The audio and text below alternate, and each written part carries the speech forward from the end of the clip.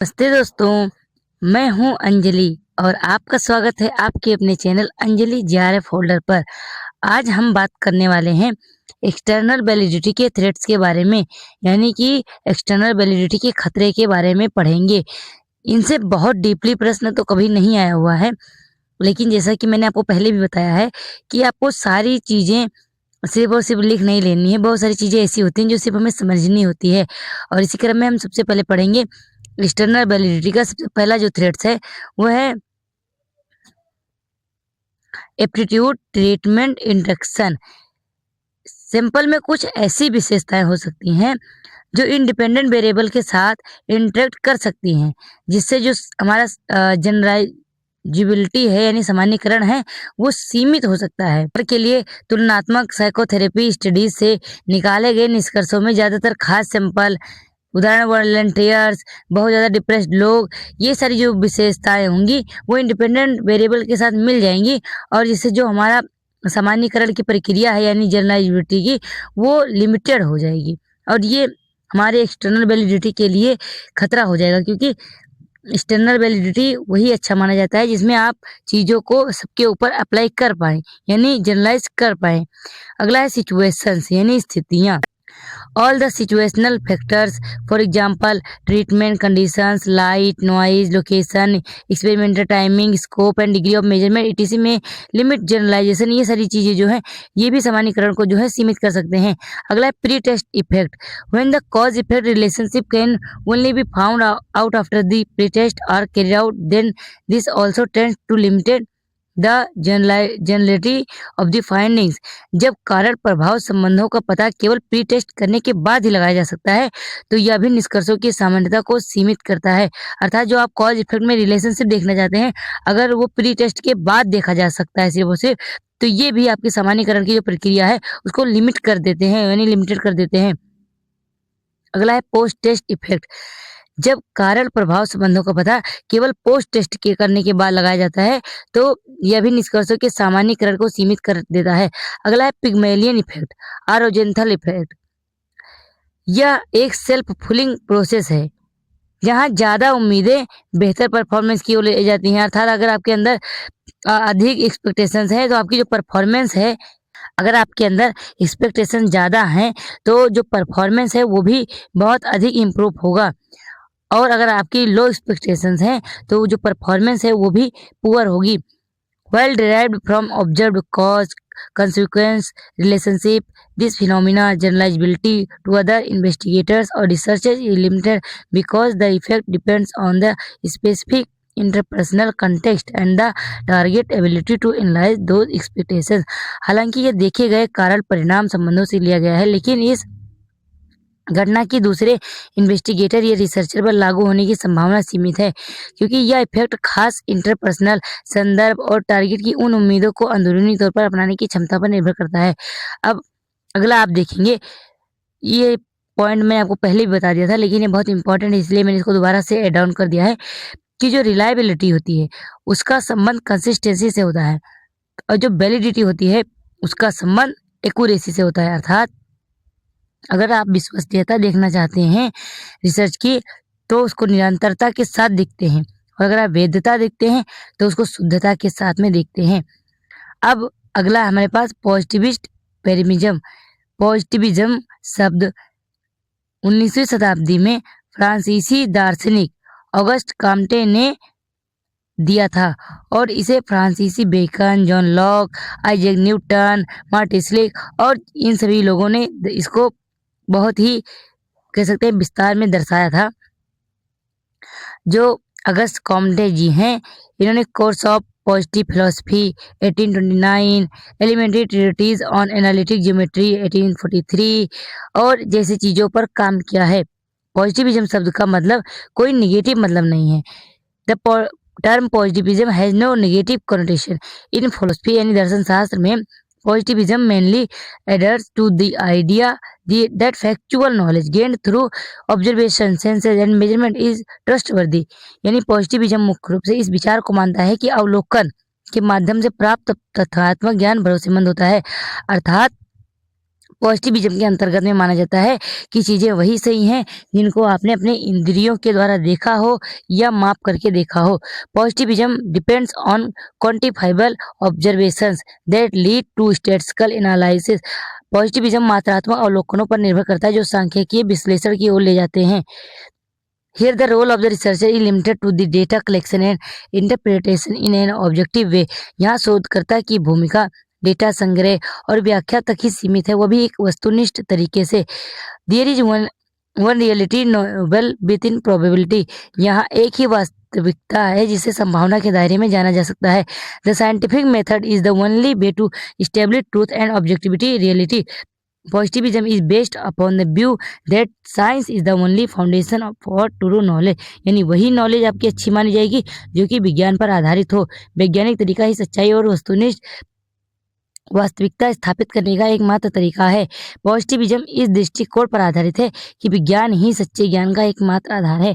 अर्थात देखिए, आपके पास दो शब्द होते हैं, एक होता है पॉजिटिविज्म और एक होता है पोस्ट पॉजिटिविज्म। तो जो पॉजिटिविज्म होता है वो उसी चीज को सही मानता है जो कि साइंस से पर आधारित हो, अर्थात जो नॉलेज साइंस पर डिपेंड होता है वही नॉलेज ही सही और सच्चा होता है, ऐसा पॉजिटिविज्म में माना जाता है। It assumes that social phenomena can be explain by observing cause and effect. यह मानता है कि सामाजिक घटनाओं को कारण और प्रभाव को देखकर समझाया जा सकता है। तो आप याद रखेंगे, जब भी पॉजिटिविज्म शब्द आएगा तो आप उन फैक्ट्स को, जो फैक्ट्स ऑफ साइंस होते हैं, वो उन पर निर्भर करते हैं। जैसे कि कुछ पॉइंट्स हैं जो कि हम देखेंगे। Science is determinative as it explain that it the cause and effect relationship. यानी साइंस डिटर्मिनिस्टिक है क्योंकि यह कारण और प्रभाव के संबंधों को समझाती है। Science is mechanistic as researchers develop hypothesis to be proved or disproved via application of specific research methods। यानी जो आपका रिसर्च होता है, पहली बात तो अब ये जानिए कि वो भी सिस्टमेटिक प्रोसेस से चलता है। साइंस मैग्नेस्टिक है क्योंकि रिसर्चर खास रिसर्च तरीकों को लागू करके साबित या गलत साबित करने के लिए परिकल्पनाएं बनाते हैं। यानी जो आपका हाइपोथेसिस बनता है, एक होता है नल हाइपोथेसिस और एक अल्टरनेटिव हाइपोथेसिस, और ये दोनों भी जो होती हैं वो साइंस की बेसिस पर बनाई जाती हैं। Science uses method such as selection of sample, measurements, analysis and reaching conclusion about hypothesis. Science sample चुनने, माप, विश्लेषण और परिकल्पनाओं के बारे में निष्कर्ष निकालने जैसे तरीकों का इस्तेमाल करती है। साइंस डील्स विथ एम्पिरिसिज्म, यानी अनुभव से संबंधित होता है हमारा विज्ञान। Where it is assessed as objective as seen or measured, जहाँ इसे वस्तुनिष्ठ माना जाता है, जैसे कि देखा या मापा जाता है। Science must be value free, science को मूल्य मुक्त होना चाहिए। पॉजिटिविस्ट यूजुअली अडॉप्ट ये deductive approach where in the concentration is on facts. Positivist जो होते हैं वो आमतौर पर डिडक्टिव दृष्टिकोण अपनाते हैं। एक होता है शब्द इंडक्टिव और एक होता है डिडक्टिव, जिसके बारे में हम लोग आगे की क्लासों में पढ़ेंगे, जिसमें तथ्यों पर ध्यान केंद्रित किया जाता है।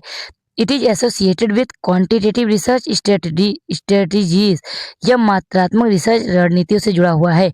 The researcher is independent which means maintaining minimal interaction with participants, and research is purely objective and that the world is external। Researcher स्वतंत्र होता है, इसका मतलब है कि प्रतिभागियों के साथ कम से कम बातचीत बनाए रखना, और रिसर्च पूरी तरह से वस्तुनिष्ठ होती है और दुनिया बाहरी होती है। It advocates the application of the methods of natural sciences to the study of social reality and beyond। यह सामाजिक वास्तविकता और उससे आगे के अध्ययन के लिए प्राकृतिक विज्ञानों के तरीकों के अनुप्रयोग की वकालत करता है। अर्थात जब भी बात की जाए पॉजिटिविस्ट की, तो वहाँ साइंटिफिक नॉलेज जो कि थ्योरी फ्री हो, जिसमें कि वैल्यू फ्री हो, और जिसको कि आप ऑब्जर्व नहीं कर सकते हैं, और यहाँ पर ऑब्जर्वेशन का कोई खास महत्व नहीं होता है। यहाँ जो सबसे ज़्यादा महत्व है वो बेसिक नॉलेज ऑफ साइंस, यानी कि साइंस की अगर नॉलेज है या साइंस के आधार पर आप कोई नॉलेज गेन कर रहे हैं तो उसका ही महत्व पॉजिटिविज्म में दिया जाता है। Science is the pure pursuit of foundation knowledge, science basic knowledge की खोज है। अगला है लॉजिकल पॉजिटिविज्म यानी पॉजिटिविस्ट जिसे आप कहते हैं। It was popular in 19th century, यानी ये जो शब्द है वो कब पॉपुलर हुआ, तो वो पॉपुलर हुआ 19वीं शताब्दी में। Positivist believe that science aim to unravel the truth. Positivist मानते हैं कि साइंस का मकसद सच को सामने लाना है, यानी कि जो भी आपका पॉजिटिविज्म है उसमें सब कुछ साइंस है। Empiricism is the main idea. देखिए आपका जो रिसर्च होता है वो अनुभव पर आधारित होता है, लेकिन सेंस पर आधारित नहीं होता है। इस पॉइंट को आप अपने दिमाग में रखेंगे। यानी empiricism is the main idea, यानी जो आपका अनुभव होता है वो यहाँ पर मुख्य विचार होता है। In positivism the scientist is considered as objective. Positivism में साइंटिस्ट को ऑब्जेक्टिव माना जाता है और पॉजिटिविज्म में डिडक्टिव अप्रोच को अपनाया जाता है। क्वांटिटेटिव रिसर्च स्ट्रेटजीज अपनाया जाता है। ऑन्टोलॉजी इज रियलिस्ट होता है। Epistemology is objective. Probability sampling, ये सारी चीज़ें जो खासियत होती हैं वो यानी पॉजिटिविज्म की होती है। अब आप नोट्स बनाएंगे तो इन सारे पॉइंट्स को ऐसे ही नोट डाउन करते हुए चलेंगे। पॉजिटिविज्म और लॉजिकल एम्पिरिसिज्म क्या होता है, तो इसका देखिए एक मैंने आपको बताया पॉजिटिविज्म, और अब जो आएगा वो है पोस्ट पॉजिटिविज्म। ठीक है, एक साइंस पर आधारित था और ये जो होगा वो अनुभव पर आधारित होगा। सिर्फ 21वीं शताब्दी की शुरुआत से ही पोस्ट पॉजिटिविस्ट मानते हैं कि असंभव है, क्योंकि सभी वैज्ञानिक तरीकों में गलतियां होती हैं।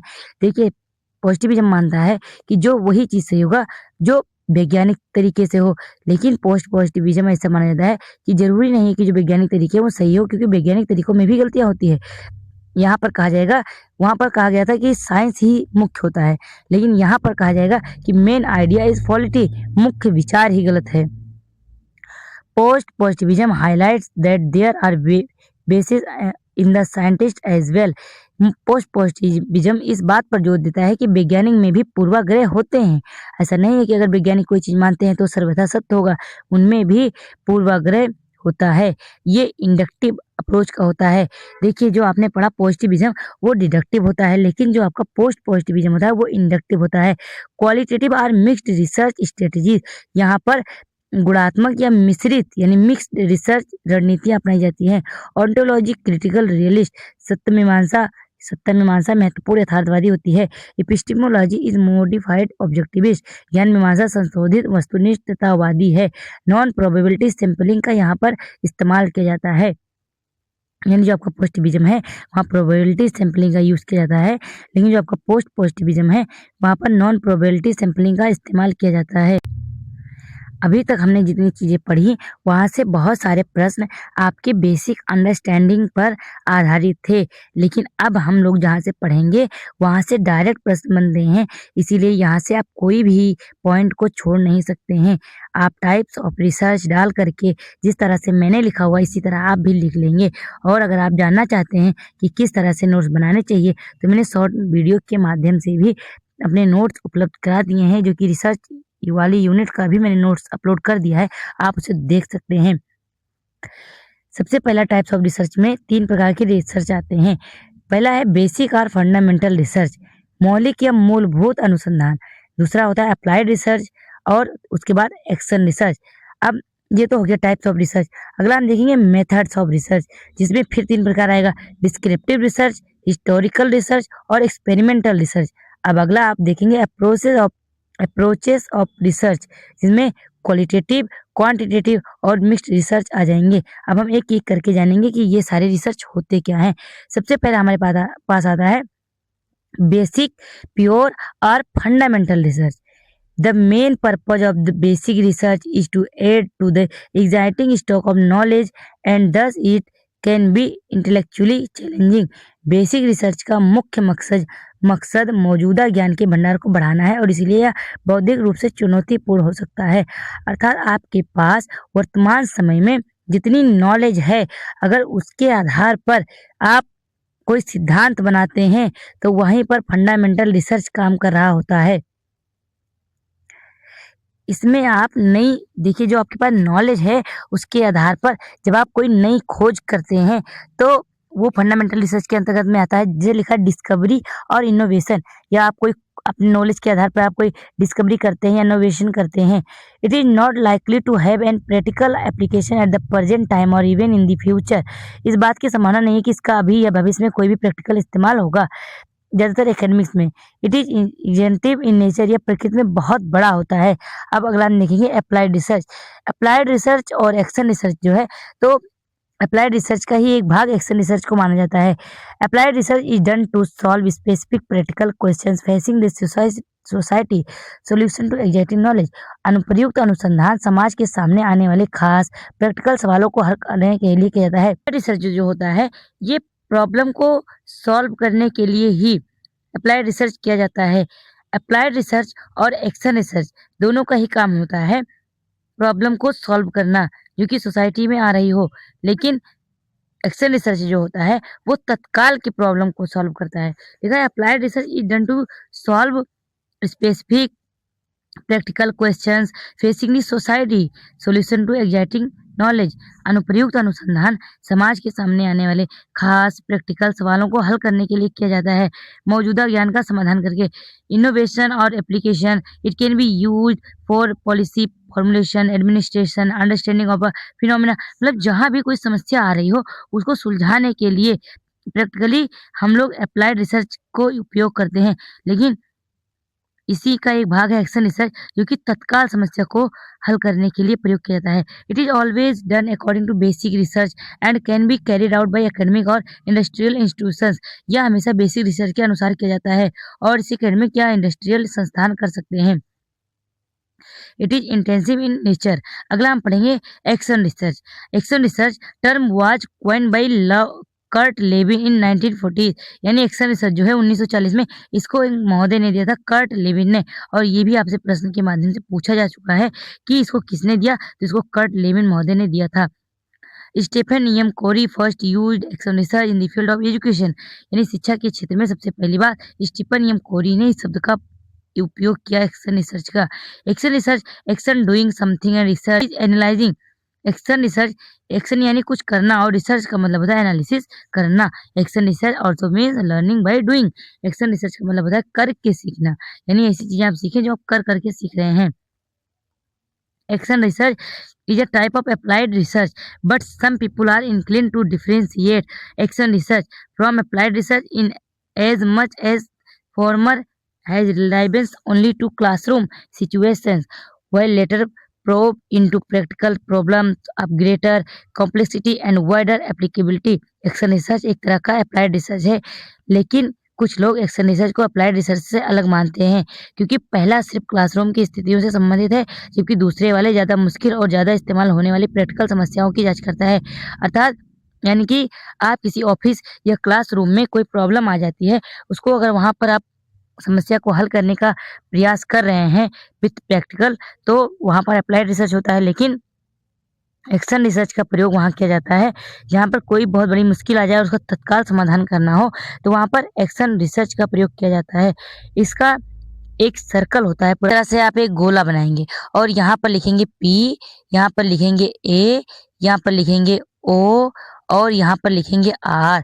यानी ये जो पूरा प्रोसेस होता है वो यहाँ से शुरू होगा, प्लान, फिर एक्शन, एक्ट, फिर ऑब्जर्व, फिर रिफ्लेक्ट, और ये इसी तरह से ये पूरी प्रक्रिया फिर बार बार रिपीट होके फिर प्लान, फिर एक्ट, फिर ऑब्जर्व, फिर रिफ्लेक्ट, और ये प्रक्रिया जो है ये बार बार चलती रहेगी।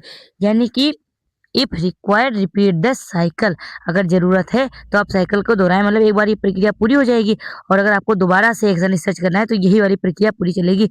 और इसीलिए इस प्लान, एक्ट, ऑब्जर्व और रिफ्लेक्ट, इन चारों को आप एकदम सीक्वेंस से याद कर लेंगे, तभी आप क्रम में इनको लगा पाएंगे अगर क्रोनोलॉजी में आता है तो।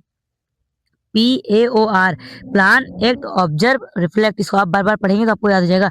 अब फीचर्स होती हैं कुछ एक्शन रिसर्च की। सबसे पहला situational and problem solving perspective, स्थिति जन और समस्या समाधान का इसका नजरिया होता है एक्शन रिसर्च का। इंटरवेंशन इन रियल वर्ल्ड, असल दुनिया में ये दखल देता है, यानी असल दुनिया में इसका प्रयोग किया जाता है। एडॉप्शन ऑफ अल्टरनेटिव प्रैक्टिस, वैकल्पिक तरीकों को अपनाता है। इमीडिएट प्रॉब्लमेटिक सिचुएशन, यानी कि जब भी आपसे पूछा जाएगा एक्शन रिसर्च के बारे में, तो ये वाला जो शब्द आपके सामने दिख रहा है, इमीडिएट प्रॉब्लमेटिक सिचुएशन, ये आपको जरूर दिखाई मिलेगा। जहाँ भी इमीडिएट शब्द का प्रयोग किया जाए वहाँ पर एक्शन रिसर्च होता है। अगला है goals of social science. It is mostly in social situation such as in educational institution, मतलब इसका जो सबसे ज़्यादा प्रयोग होता है वो सोशल साइंस या सोशल सिचुएशंस में होता है। अगला है कोलाबरेटिव एंड पार्टिसिपेटरी, यानी सहयोगी और भागीदारी वाला एक्शन रिसर्च होता है। अगला है को लर्निंग, यानी मिलकर सीखना। As action research is a collaborative approach, यह सहयोगी तरीका है। Co learning is also the outcome, इसलिए मिलकर सीखना भी इसका नतीजा है। इसमें खुद का आप मूल्यांकन कर सकते हैं। Just as action research is self initiated since it evolves out of the perception of problems by the practicing individual और ग्रुप। जैसे एक्शन रिसर्च खुद से शुरू होता है क्योंकि यह काम करने वाले व्यक्ति या ग्रुप द्वारा समस्याओं को समझने से शुरू होता है। यह खुद का मूल्यांकन करने वाला बन जाता है, जहां एक्शन रिसर्च टीम इस काम के नतीजे का मूल्यांकन करती है। अगला है action research is a process, या ये एक्शन रिसर्च क्या है, एक प्रक्रिया है। जैसे मैंने अभी आपको बताया, पहले आप प्लान करेंगे, एक्ट करेंगे, ऑब्जर्व करेंगे, रिफ्लेक्ट करेंगे, इसके आधार पर कह सकते हैं कि एक्शन रिसर्च क्या है, एक प्रक्रिया है। Like classification of research on the basis of logic. In research, the conclusion are based on two approaches that they are known as deduction and induction. यानी कि रिसर्च में नतीजे दो तरीकों पर आधारित होती हैं, एक होता है डिडक्शन और एक होता है इंडक्शन। तो अब हम लोग जानेंगे कि सबसे पहले हम लोग जानेंगे कि डिडक्टिव अप्रोच क्या होता है। देखिए, जब भी शब्द आएगा आपके सामने डिडक्टिव अप्रोच का, तो डी के बाद कौन सा शब्द आता है, तो डी के बाद आता है जी। डी के बाद क्या आता है, जी। यानी कि जब भी बात आएगी डिडक्टिव अप्रोच की या डिडक्शन की, तो यहाँ पर हम लोग जनरल से स्पेसिफिक जाते हैं। और जब आएगा इंडक्टिव अप्रोच, जब आपके सामने आए इंडक्टिव अप्रोच, तो आप इसी का उल्टा कर देंगे, यानी यहाँ पर आप जाएंगे यस, यानी स्पेसिफिक टू जनरल, यानी A B C D. D के बाद क्या आता है, ई एफ जी, यानी अगर डी यानी डिडक्शन आएगा तो जनरल टू स्पेसिफिक जाएंगे, और अगर इंडक्टिव आता है तो आप स्पेसिफिक टू जनरल जाएंगे। इस चीज को आप अच्छे से याद रखेंगे और इसके आगे की क्लास करेंगे हम लोग कल। धन्यवाद।